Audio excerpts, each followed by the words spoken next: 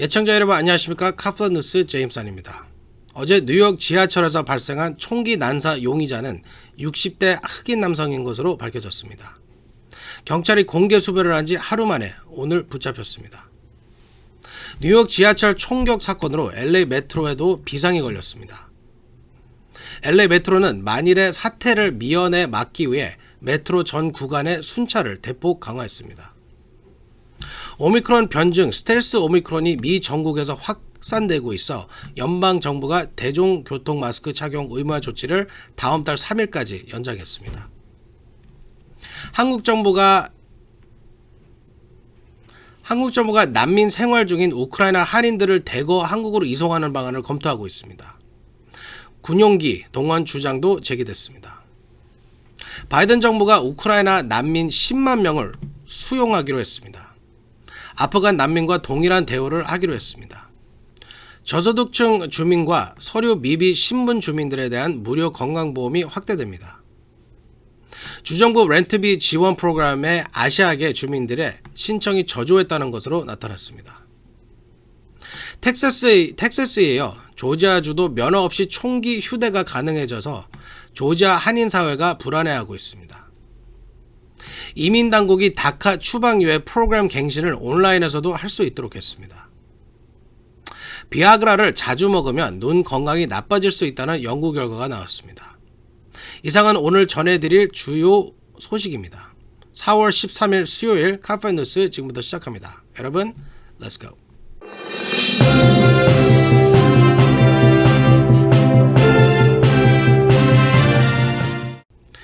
뉴욕 지하철 총기 난사범이 체포됐습니다. 사건 발생 하루 만에 신속하게 검거됐습니다. 용의자는 60대 흑인 남성으로 밝혀졌습니다. 피터장 기자가 보도합니다. 뉴욕 지하철 총기 난사범이 체포됐습니다. 경찰은 브루클린 지하철 총기 난사범 프랭크 제임스가 오늘 오후 맨하튼에서 체포됐다고 밝혔습니다. 용의자 프랭크 제임스를 어떤 기관이 어떤 과정을 거쳐 체포됐는지는 아직 알려지지 않았습니다.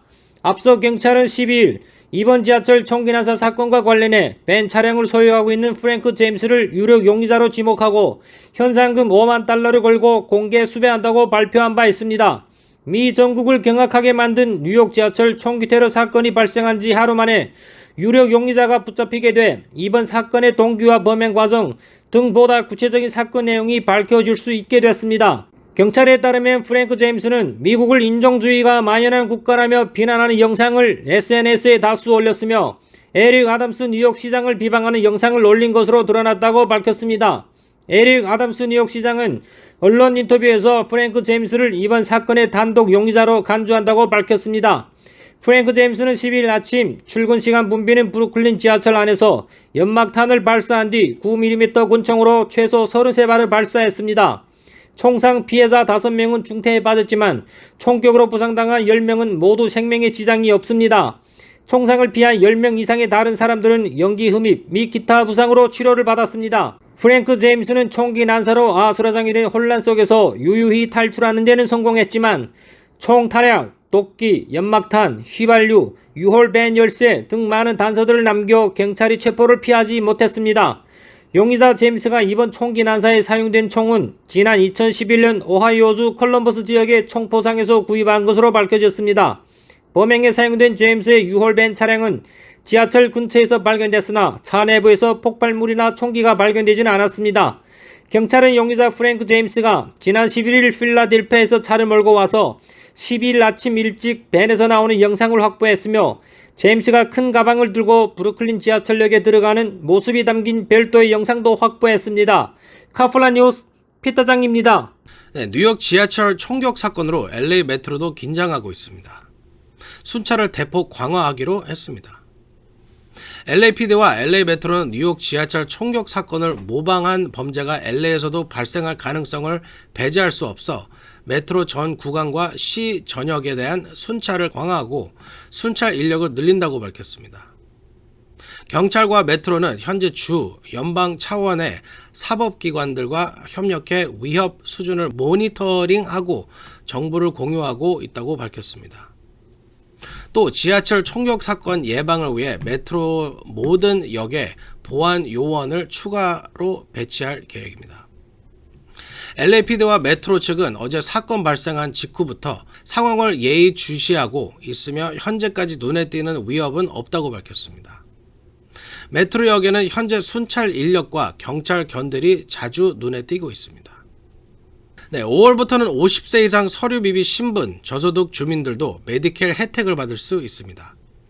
수독 기준이 맞는 주민들은 4월 30일까지 신청을 하면 5월 1일부터 서류 미비자라도 영주권자나 시민권자와 동등한 메디케일 혜택을 받게 됩니다.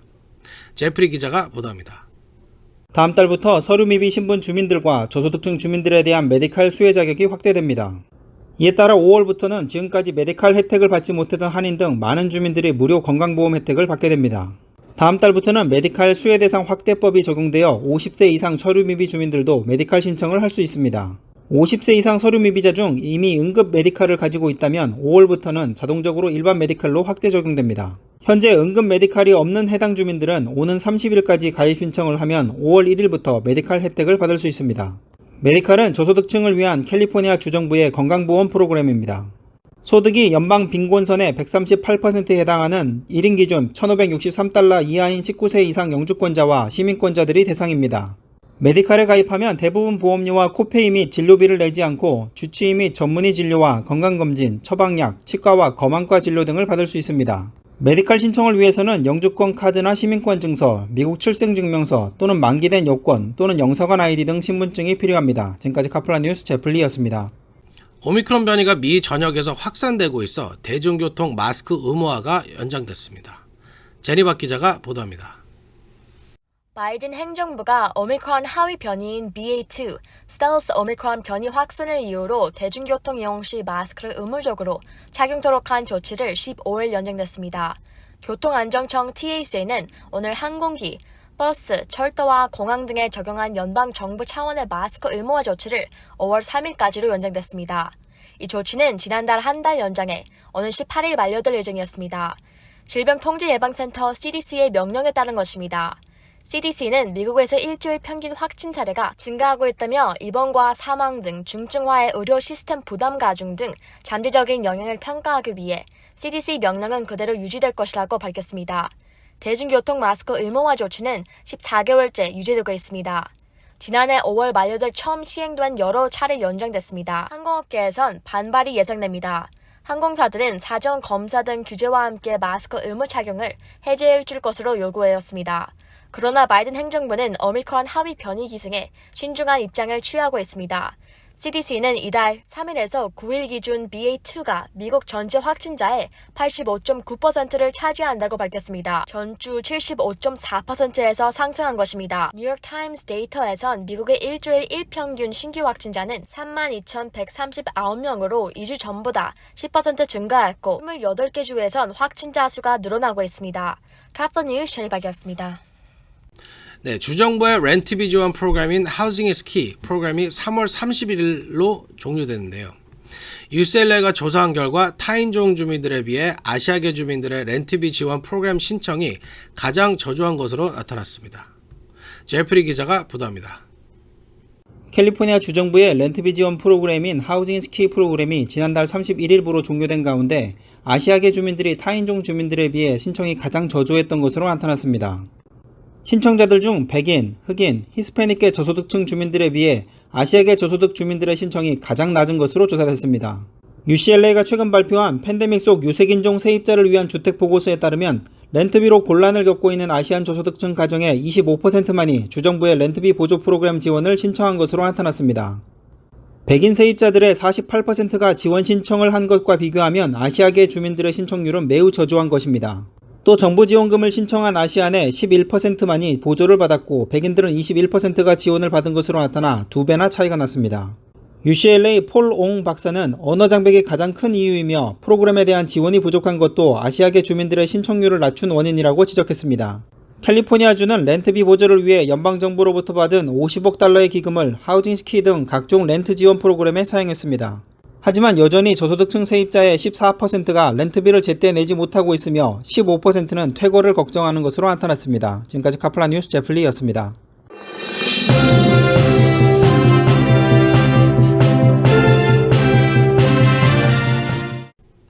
네, 한국 정부가 우크라이나 한인들의 한국 입국을 적극적으로 지원하는 방안을 검토 중입니다. 여권이 없는 한인들에게는 즉시 여행증명서를 발급해 이들이 한국에 입국하는 것을 지원하기로 했습니다. 또 정치권에서는 군 수송기를 파견해서라도 우크라이나 한인들을 한국으로 입국시켜야 한다는 주장도 나오고 있습니다. 세라피아 김 기자가 전해드립니다. 한국 국회가 우크라이나를 빠져나온 한인 동포 지원을 위한 구체적인 방안을 모색하고 있습니다. 특히 일각에서 우크라이나 한인들을 위해 군 수송기를 보내야 한다는 주장이 나오고 있어 귀추가 주목됩니다. 국회 외교통일위원회 이광재 더불어민주당 의원은 우크라이나 사태에 관련해 폴란드 현지를 방문해 우크라이나 난민 상황과 우크라이나 출신 고려인 동포들의 구체적인 지원 방안을 모색할 예정이라고 밝혔습니다. 이 의원은 고려인 약 1000분이 계시는 폴란드 난민촌을 방문할 계획이라며 고려인들이 한국으로 올 수 있도록 실태 파악할 예정이라고 말했습니다.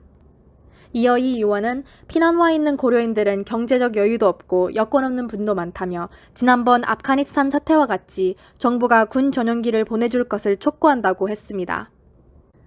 그는 고려인의 역사는 대한민국의 아픈 역사라며 일제강점기 시절 독립운동을 하기 위해 중국, 러시아 등지에 갔다가 결국 러시아 전역으로 흩어지는 아픈 역사를 겪었다며 그들의 후손은 대한민국의 보호를 받아야 한다고 강조했습니다. 한국 국회와 정부는 한국에 입국한 우크라이나 한인들을 위한 생활비 지원액을 늘리는 방안도 검토 중입니다. 한국은 시민단체가 성금을 모아 비행기값을 마련하고 정착금 200만 원을 주고 이들의 한국 정착을 돕고 있습니다. 현재 한국 광주광역시에는 고려인 마을이 형성되어 있습니다. 정부는 이 고려인 마을과 연계해 앞으로 입국하게 될 우크라이나 한인들이 심리적으로 안정된 상태에서 안정적인 생활 조건을 갖추도록 할 방침입니다. 카플란 뉴스 세라피아 김 기자입니다. 네, 바이든 행정부가 우크라이나 난민 10만 명을 소용하기로 했습니다. 또 이들에게 아프간 난민과 동등한 인도적 입국 절차를 적용해 이들의 미국 정착을 돕기로 했습니다. 스티브 칸 기자가 보도합니다. 바이든 행정부가 우크라이나 난민을 위한 새로운 프로그램을 준비하고 있습니다. CNN은 최대 10만 명의 우크라이나 난민을 수용하겠다고 밝힌 바이든 정부가 우크라이나 난민들에게 아프가니스탄 난민들에게 적용한 인도적 임시 입국 허가 절차를 적용할 것이라고 보도했습니다. 이 인도적 임시 입국 허가는 일정 기간 추방을 유예하는 제도입니다. 아프가니스탄 난민들의 경우 2년, 우크라이나인들은 1년의 추방 유예 기간이 주어졌습니다. 그 기간 내에 어떻게든 영주권을 받을 수 있을 길을 마련해 미국에 정착하거나 아니면 제3국행을 선택해야 합니다. 일반적인 난민 정착 경로는 난민 신청을 하고 미국에 다시 정착할 때까지 몇 년에 걸리게 됩니다. 지난달 12명이 우크라이나인들만이 이 프로그램을 통해 미국에 왔는데 러시아가 우크라이나를 침공하기 수년 전에 지원했을 것으로 점쳐집니다. 아직 난민 수용을 위해 구체적인 절차는 마련되지 않아서인지 우크라이나인들은 멕시코에 관광비자로 들어온 후 육로로 미국행을 시도하고 있습니다. 행정부 관계자에 따르면 이르면 다음 주부터 우크라이나 난민을 위한 구체적인 입국 프로그램이 마련될 전망입니다. 미국은 난민 심사를 통해 의료 도움이 시급한 환자와 성소수자, 언론인과 반체제 인사 등 우선적으로 받아들인다는 방침입니다. 특정한 의료적 필요를 가진 사람이나 다른 곳에 박해를 피해 우크라이나로 도망친 제3국의 반체자 인사, 언론인, 성소수자 등 취약한 난민들을 보호하는 데 초점을 맞추게 될 것으로 보입니다. 카플란 뉴스 스티브 가입니다. 네, 텍사스주에 이어 조지아주에서도 면허 없이 총기를 휴대할 수 있게 됐습니다. 조지아주 브라이언 캠프 주지사는 어제 이 같은 내용의 총기 휴대법에 서명했습니다. 이 법은 주 정부의 허가 없이도, 즉 면허 없이도 총기를 자유롭게 휴대할 수 있도록 하고 있습니다. 이 법이 발효됨에 따라 조지아 주민들은 공항과 의사당, 정부 청사를 제외한 대부분의 공공장소에서 자유롭게 총기 휴대를 할 수 있게 됐습니다. 네, 어린 시절 부모를 따라 미국에 와 서류 미비 신분에 된 청소년들을 드리머라고 하는데요. 이들의 체류와 취업을 보장하는 프로그램이 다카 추방 유예 프로그램입니다. 한인들도 약 7천여 명이 이 프로그램의 혜택을 받고 있습니다. 연방이민당국이 다카 갱신을 온라인에서도 할 수 있도록 했습니다. 제니박 기자가 보도합니다. 온라인에서도 불법 체류 청년 추방 이후에 다카 프로그램 갱신 신청을 할 수 있게 됐습니다. 연방 이민 서비스국 USCIS는 12일부터 다카 프로그램 갱신 신청 시 I-821D 신청서를 온라인으로도 접수한다고 발표했습니다. 이번 온라인 신청 허용 조치는 기존 다카 수혜자가 갱신 신청을 할 경우에만 해당됩니다. 신청자는 노동허가 신청서 I-765와 I-765 워크시트를 같이 제출해야 합니다. I-821D와 I-765 양식을 온라인으로 제출하기 위해서는 먼저 USCIS 온라인 계정을 만들어야 합니다. 다카 갱신 신청 시 온라인에서 가능해져 USCIS가 온라인으로 제출을 받고 있는 신청서는 13개가 됐습니다. USCIS는 2017년부터 온라인 신청을 일부 허용해왔습니다. 2020년, 2021년 회계 연도의 경우 약 121만 700건의 신청서와 청원서가 온라인으로 접수됐습니다. 카플 뉴스 제이박이었습니다. 네, 비아그라를 자주 또는 많이 복용하면 눈 건강에 해로울 수 있다는 연구 결과가 나와 주목됩니다. 피터장 기자가 보도합니다. 비아그라, 시알리스 등 발기부전 치료제가 눈 건강에 문제를 일으킬 수 있다는 연구 결과가 나와 관심을 모으고 있습니다.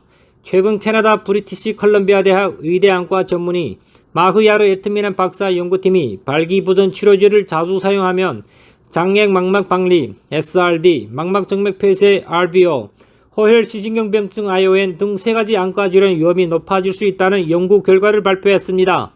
장액 망막 박리는 망막이 안구 내벽으로 떨어져 뜨게 되는 질환으로 시야에 불빛이 번쩍거리고 점이나 떠다니는 부유물들이 나타나는 증상을 보입니다. 망막 정맥 폐쇄는 망막이 정맥 혈관이 막히거나 파일대 출혈이 발생하면서 혈액순환 장애로 시력이 급격하게 떨어지는 질환입니다. 호혈 시신경병증은 혈액 급증 차단으로 시신경이 손상되는 질환으로 대부분 시야의 한가운데에 해당하는 중심시가 보이지 않게 됩니다. 연구팀은 보험료 청구 데이터베이스 자료를 분석했습니다. 여기에는 발기부전 치료제 사용자 21만 3,033명에 관한 자료가 포함되어 있었습니다. 이들은 발기부전 치료제인 비아그라, 레바티오, 시알리스, 레비트라, 스텐트라 등을 사용하고 있었습니다. 분석 결과 전체적으로 발기부전 치료제를 자주 사용하는 남성은 눈 건강에 문제가 발생할 위험이 평균 85% 높아지는 것으로 나타났습니다. 하지만 절대적인 위험은 매우 낮았다고 연구팀은 강조했습니다. 발기부전 치료제를 3개월에 최소 한 번 이상 사용한 남성은 발기부전 치료제를 사용하지 않은 남성에 비해 SRD 위험이 2.58배, RVO 위험이 1.44배, ION 위험이 2.02배 높은 것으로 나타났습니다. 따라서 발기부전 치료제를 자주 사용하는 남성은 시력에 이상이 나타나는지 주의할 필요가 있습니다. 카플라 뉴스 피터장입니다.